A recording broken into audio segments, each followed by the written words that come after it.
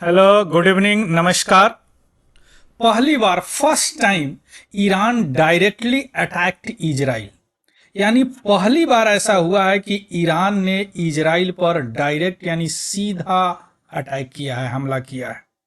Drone, missile, missile में ballistic missile, cruise missile, ये सभी से अटैक किया है।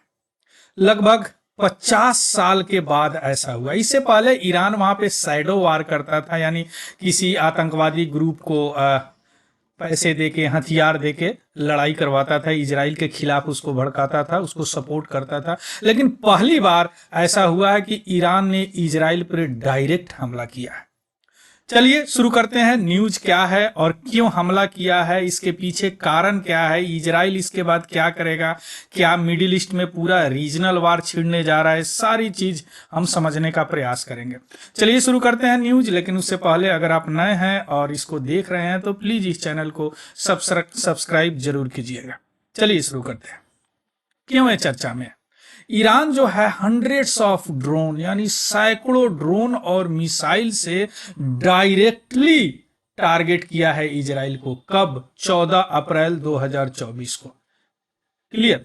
और इसके साथ एक इतिहास जुड़ गया कि यह पहला ऐसा ड्रोन अटैक है, एक सिंगल, एक बार में इतना ड्रोन अटैक किसी कंट्री के द्वारा किसी कंट्री पे किया गया है।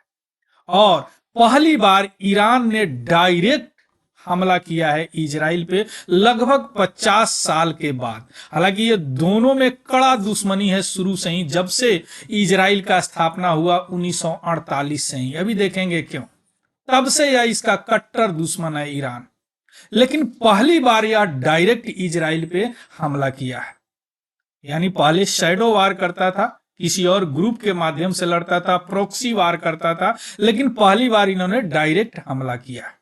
यह हमला यह इतना जल्दी क्यों किया गया? क्योंकि इससे पहले 1 अप्रैल 2024 को इजराइल ने सीरिया के डेमेस्कस में, राजधानी है सीरिया का, वहां पे इजराइल कंसुलेट पे हमला किया, हवाई हमला, जिनमें इनके जो आर्मी है, IRGS है, मेंबर है ना, ईरानियन रिवोल्यूशनरी गार्ड कॉर्प्स, इनके 7 मेंबर मर गए और कुड्स फोर्स के भी एक कमांडर मर गए थे।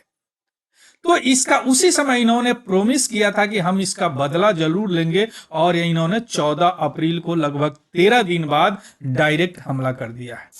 इस 1 अप्रैल वाले हमला पर मैंने एक वीडियो बनाया हूं, उसको जाके आप चेकआउट कीजिएगा कि सीरिया में ऑपरेशन और ईरान पर चोट, यानी सीरिया में वो ऑपरेशन किया गया और ईरान पे को चोट लगा चुकी, इनके कमांडर मारे गए थे। क्लियर। लेकिन यह जो हमला हुआ है इतने मिसाइल और ड्रोन से, सबको इनका इजराइल का एयर डिफेंस सिस्टम लगभग 99% अटैक को निरस्त कर दिया है। क्यों? क्योंकि इनका एयर डिफेंस सिस्टम विश्व में जाना माना है। जैसे ये रेड वाला देख रहे हैं, यहां तो अटैक हो गया है, यहां पे गिर गया इनका मिसाइल, है ना। लेकिन जो ब्लैक वाले देख रहे हैं, यहां पे रास्ते में ही इनका एयर डिफेंस सिस्टम खत्म कर दिया है इजराइल का। क्योंकि इजराइल का पास most powerful air defence system है। जैसे देखिए, Iron Dome, David's Sling Arrow system, ये इनका डिफेंस सिस्टम है। तुरंत हमले के बाद इन्होंने ये डिफेंस सिस्टम को एक्टिवेट कर दिया, जिसमें से 99% हमला को निरस्त कर दिया गया है। क्लियर। यह इजराइल के तरफ से किया गया है। अब हम समझते हैं कि इस हमला के पीछे थोड़ा सा पॉलिटिक्स देखते हैं, उसके बाद देखते हैं कि ईरान को क्यों बताया जाता है कि विरोध का एक धुरी पे काम करते हैं, हमेशा शैडो वार करते हैं। हम समझने का, मिडिल ईस्ट का वैसे भी पॉलिटिक्स बहुत कॉम्प्लेक्स है, लेकिन हम यहाँ पे समझने का प्रयास करते हैं कि एक्चुअली क्या चल रहा है और क्या होगा। क्लियर। चलिए पॉलिटिक्स के बारे में बात करते हैं। ईरान का यानी Islamic revolutionary guard corps, IRGS, इस ऑपरेशन को नाम दिया है ट्रू प्रोमिस, यानी सच्चा वादा। क्यों दिया ऐसा? कि 1 अप्रैल को जब इजराइल ने हमला किया था ईरान पे, उसी समय इन्होंने प्रोमिस किया था कि भाई हम इसका जवाब देंगे। उन्होंने प्रोमिस किया था कि हम इजराइल को पनिशमेंट करेंगे, जवाब देंगे जो उन्होंने हम पे हमला किया है। क्लियर। ये तो तत्कालिक कारण हो गया। लेकिन तत्कालिक कारण के अलावा कुछ और कारण है, चूंकि ईरान जो है उस प्रदेश में अपना धाक जमाना चाहता है, और ऐसे इनके जो आलोचक थे वो बोल रहे थे कि भैया डायरेक्ट तो तुम्हारी औकात नहीं है कुछ करने की। और जनवरी 2020 में उनका एक कुड्स के कमांडर थे कसीम सोलीमनी, उनका अमेरिका ने हत्या कर दिया, ये भी ड्रोन से ही किया गया था इराक में। उस समय से न जाने कितने इस तरह के झड़प हुए, लेकिन सैडो हुए झड़प। तो उस समय से आलोचक बोल रहे थे कि अब भैया आप में हमला करने की ताकत नहीं है, तो उनको भी जवाब देना था, है ना। ये तत्कालिक कारण हो गया, लेकिन पीछे का एक कारण था कि क्रिटिक्स को जवाब देना है कि मिडिल ईस्ट में मैं भी अपना धाक जमाऊं। क्यों, अभी आ जाएगा समझ में। लेकिन इजराइल का क्या कहना है, इजराइल क्यों इसका आलोचक है? इजराइल का कहना है कि जो ईरान है ना, जो भी रीजनल ग्रुप है मिडिल ईस्ट में, जो भी आतंकवादी ग्रुप है जैसे हिजबुल्ला, हौथी, हौथीस, हमास और भी इराक में बहुत सारे ग्रुप हैं, इनको यह सपोर्ट करते हैं।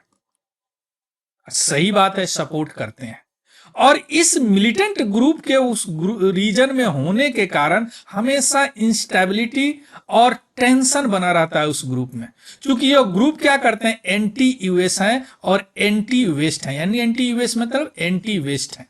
और ईरान जो है इस प्रतियुद्ध का धूरी बना हुआ, इन लोगों को पैसे देते हैं, हथियार देते हैं और लड़ते रहते हैं। अब हम देखेंगे कि क्यों ऐसा ईरान करता है, उसके बाद देखेंगे कि ये सब ग्रुप क्यों ईरान को सपोर्ट करता है। देखिए, ये सऊदी अरबिया है, सऊदी अरबिया या सुन्नी है। मुस्लिम में दो सेक्ट होते हैं, सुन्नी और शिया। ये ईरान जो है शिया बहुल है, क्लियर। यहां पे सीरिया जो है, यहां पे लेबनान का जो हिजबुल्ला है वह शिया है। इधर आ जाइए, यमन का हौथी जो है ये भी शिया है। और यह सऊदी अरबिया सुन्नी और यूएस बाइक्ड है। तो यह यहाँ पे इस रीजन में अपना प्रेजेंस बनाने के लिए इस शिया जो भी मिलिटेंट ग्रुप है इनको यह सपोर्ट करता है, क्योंकि मेन राइवल इनका ये है, ये तो बड़ा भी है और दूसरी बात में सुन्नी मेजोरिटी भी है। अब आपको यहाँ पे एक बात खल रही होगी, यहाँ पे जो हमास है, हमास तो सुन्नी है, तो क्यों सपोर्ट करता है? इसलिए सपोर्ट करता है या ईरान, क्योंकि सुन्नी जो है इनका मेन काम है इस हमास का कि एंटी यूएस, एंटी वेस्ट, और इनका भी मेन पर्पस है एंटी वेस्ट, है ना। तो दुश्मन का दुश्मन दोस्त, तो ये भी इनका दुश्मन है, ये भी इनका दुश्मन है, तो ये दोस्त हो गए। इसलिए ये तीनों को हमेशा ये सपोर्ट करते रहते हैं। इराक में भी बहुत सारे ग्रुप है जो शिया है, इनको सपोर्ट करते रहते हैं। पाकिस्तान में आ जाइए तो पाकिस्तान तो खुद सुन्नी है, लेकिन यहां पे भी कुछ ग्रुप है जो शिया मिलिटेंट है, उनको ये सपोर्ट करते हैं। तो यानी अफगानिस्तान भी वही हाल है। तो इस पूरे को एक्सिस ऑफ धुरी बने हुए हैं, यानी एक्सिस ऑफ रेजिस्टेंस। देखिए, लेबनान में हिजबुल्लाह हो गया, इजराइल, है ना, इसके अलावा गाजा में हो गया हमास, इस्लामिक जिहाद, यमन में हौथी हो गए, इराक में ये सारे ग्रुप हो गए, है ना। अब इन सारे ग्रुप को या फाइनेंशियली हथियार से ग्रुप करते हैं और इजराइल के खिलाफ यानी एंटी यूएस चलाते हैं, क्योंकि इनका कहना है इस ईरान का कि यह इस्लामिक स्टेट का स्थापना करना चाहते हैं। इस्लामिक क्रांति तो हुआ था 1979। ये सारे मिलिटेंट ग्रुप इसी से प्रेरित हैं, मोटिवेट है, क्लियर। अब हम आते हैं, थोड़ा सा देखते हैं कि ये सारे जो ग्रुप है क्यों ईरान को सपोर्ट करते हैं। सबसे पहले देखिए, शुरू में मैं बताया हूं कि जो इस रीजन का है ना, बड़ा कॉम्प्लेक्स पॉलिटिक्स है मिडिल ईस्ट का। और ईरान जो है वह इजराइल का जब स्थापना हुआ था 1948 में, उसी समय से इजराइल के खिलाफ है। इसका कारण क्या है कि उनका कहना था कि इजराइल हमेशा से वेस्ट बैक्ड रहा, यानी यूएसए और उनके एलाई सपोर्ट किए, इसी के कारण इनका स्थापना भी 1948 में यूएन ने मान्यता दिया। तो इनका कहना है कि इससे क्या होगा कि जो यूनाइटेड स्टेट है इस रीजन में उनका प्रभाव बढ़ जाएगा, इन्फ्लुएंस बढ़ जाएगा, और इसका उपयोग वह स्ट्रेटेजिक इंटरेस्ट के लिए करेंगे, है ना, रणनीतिक इंटरेस्ट के लिए इस रीजन का इस्तेमाल करेंगे। तो इसीलिए यह हमेशा से इजराइल के और यूएस का क्रिटिक्स रहे हैं। दूसरा रीजन क्या है कि यह जो ईरान है वह शिया मेजोरिटी नेशन है, क्लियर। और वहां पे जो सऊदी अरबिया है, जो यूएस का एलाई है, यानी दोस्त है इनका, हेवी वेट है रीजन में, उस रीजन में, जो कि सुन्नी मेजोरिटी है। तो ये अपने आप को ऐसा दिखाना है, ये सर्ट करना है कि हाँ हम भी वहां पे हैं। लेकिन ऐसा कैसे कर सकते हैं? जितने भी नॉन स्टेट एक्टर हैं, मिलिटेंट ग्रुप है, उनको सपोर्ट करेंगे, हेल्प करेंगे वो, है ना। और जितने भी ये नॉन स्टेट एक्टर है, जो अब जैसे हम देखें, हमास हो गया, हौती हो गया, हिजबुल्ला हो गया, ये सारे ईरान का इस्लामिक रिवॉल्यूशन जो 1979 में हुआ था उसी से प्रेरित है। क्योंकि इन लोगों का कहना है कि इस्लामिक स्टेट निर्माण करा, पूरी तरह थियोक्रेटिक स्टेट निर्माण करना, ये कंडीशन है इन दोनों के बीच में। इसीलिए या यहां से क्या करते हैं, इस सबको सपोर्ट करते हैं। जैसे अभी गाजा में हमास ने हमला किया है, हमास को ये सपोर्ट करते हैं। अब इसके लिए इन्होंने लेबनान से भी इसको सपोर्ट कर रहे हैं, है ना। इराक में भी इस तरह का कुछ कर रहे हैं, यानी या इसमें अपना एक बनाना चाहते हैं, धाक एसर्ट करना चाहते हैं।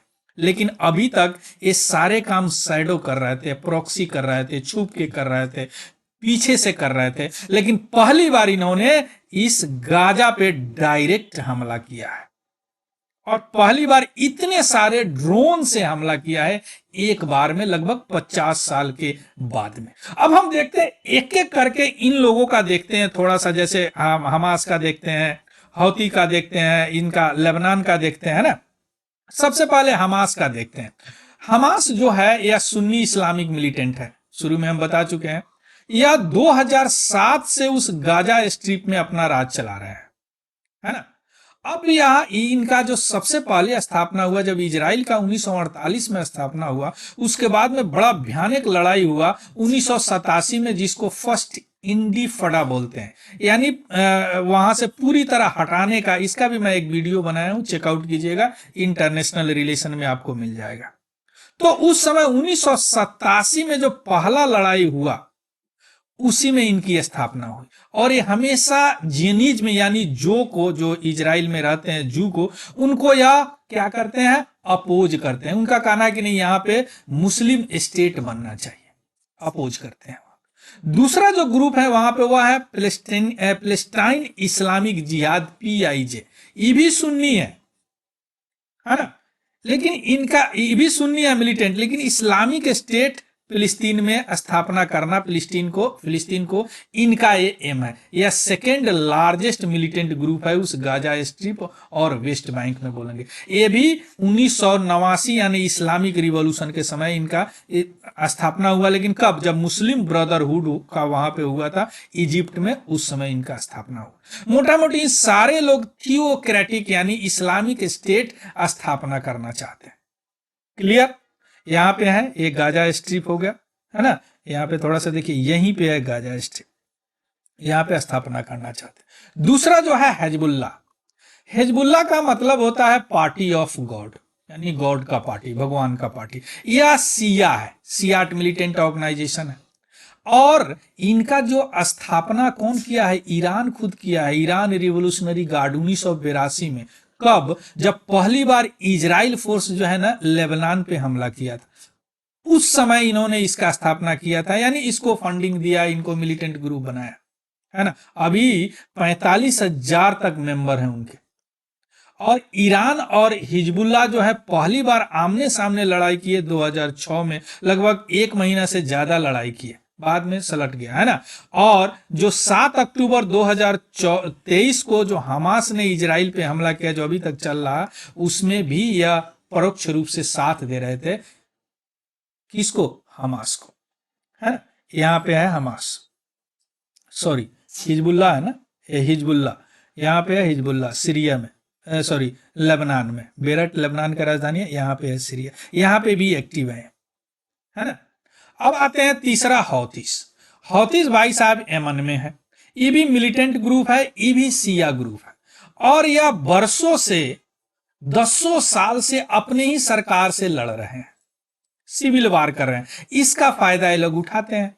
अब सिविल वार क्यों कर रहे हैं? क्योंकि वहां का जो सरकार है ना, वह सुन्नी है, और ये सुन्नी है, इसका मतलब सऊदी अरब सपोर्ट करते हैं। सऊदी अरब सपोर्ट करते हैं तो वेस्ट की तरफ इनका झुकाव है, तो इसलिए लड़ते रहते हैं। और 2014 में तो इन्होंने कैपिटल को ही सीज कर लिया था, बाद में सऊदी अरब और यूनाइटेड अरब इमिरेट्स को अटेम्प्ट करने पर उसको छोड़ा। हालांकि अभी भी उनका नॉर्दर्न यमन में पूरी तरह कब्जा है साना को लेके।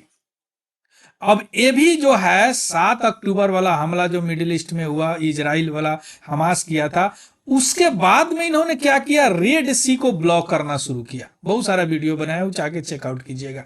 यानी कोई भी, और रेड सी क्या है, यूरोप और एशिया का जोड़ता है, और यहाँ पे कोई भी कार्गो आता था, कोई भी शिप आता था, उसको यह हाईजेक कर लेते हैं। क्या एक विरोध जताते हैं हमास अटैक का और इजराइल हमास वार का, है ना। और इसको भी कौन सपोर्ट करता है, होती भाई साहब को, इनको भी ईरान ही सपोर्ट करता है। इनको यहाँ पे है, यमन कहाँ गया है, यहाँ पे है यमन। ये रहा रेड सी, यहां से कोई चीज आता है तो इसको यह हाईजेक कर लेता है। हमारा इंडिया बाउंड शिप भी इन्होंने हाईजेक किया था, मैं वीडियो बनाया हूँ, चेकआउट कीजिएगा, है ना। रेड सी सबसे व्यस्तम समुद्री मार्ग है व्यापार के लिए, यह यूरोप और एशिया को जोड़ता है। देखिए यहाँ पे इंडिया में भी आ जाता है, गुजरात, है ना।